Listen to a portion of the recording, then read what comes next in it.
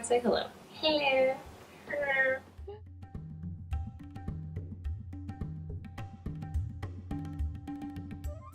Hello, my name is Rachel from Ladle by Ladle, and I'm back with another recipe.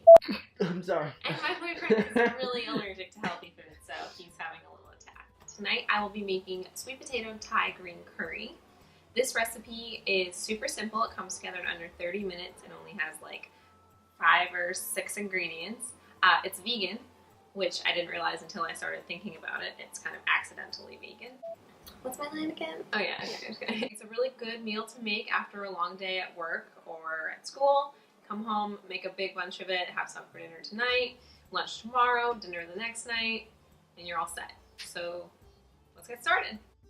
The ingredients that you need for this recipe are spinach, coconut milk, chickpeas, olive oil, Thai green curry paste, a sweet potato, salt, and pepper. The first step of this recipe is to cut up your sweet potato, diced into cubes. I found this monster sweet potato at the farmer's market, but you could also just use 2 regular sized sweet potatoes, or 1 if you don't like sweet potato. My trick to cutting up potatoes easily is to put them in the microwave for a minute before you cut them. It softens them right up. Then after you cut your sweet potato, you are going to rinse your chickpeas. If, like me, you bought your chickpeas in a can, you need to get all that goopy, salty crap off of them. I always buy chickpeas in a can because I'm lazy. And that's pretty much all it takes to prep your ingredients. After that, everything will start to come together pretty quickly on the stove. You're going to start with some olive oil in a pan, get that all over. And then you are going to add in some Thai green curry paste, about 3 tablespoons. I don't know, it's cooking, it's kind of not exact measurements, but somewhere around there.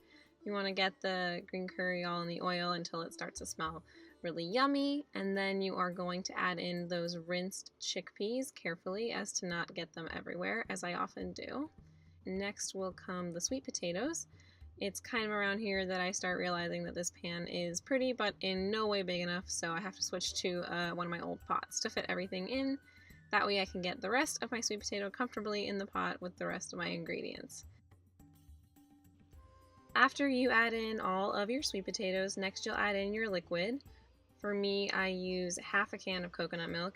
You can use the whole can, but if I use half a can here, then I can use half a can somewhere else, and it doesn't cost me as much. That's just how I roll. You can use the whole can. There's really no exact science here. I also add about 2 cups of water. If you're using a whole can of coconut milk, you don't need to add 2 cups of water, or you can. It really just depends on how much liquid you want in your curry. I like to keep mine liquid light. Remember, the potatoes will absorb some of this liquid while it cooks. Next, you will add in some salt and pepper and any other spices you desire. Bring it to a boil, cover it, and then let it simmer on the stove for about 15 to 20 minutes. My camera died before I could show you this. Here it is 20 minutes later. It's been boiling and it is about done. The way that I can tell if it's done is if I like the consistency and texture of the potatoes. I like mine kind of mushy, so I let mine boil for 20 minutes. If you don't like yours that mushy, you can boil it for less. If you want them to be real goopy, you can boil it for more, but I don't really recommend it because then it just kind of turns into like baby food. Anyway, there I am tasting it. Everything is good, so I add in my greens. I just use mixed greens. You can use any kind of greens that you like. The greens will cook really quick at this temperature in the liquid, so you just mix them in for about a minute or less, and once they're pretty wilted, you turn off the heat and let it sit to cool.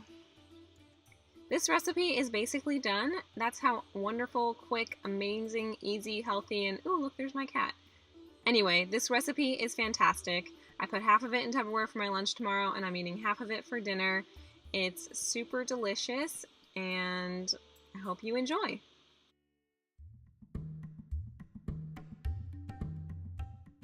Thank you so much for watching, and now I'm gonna eat this because I'm starving. Bye!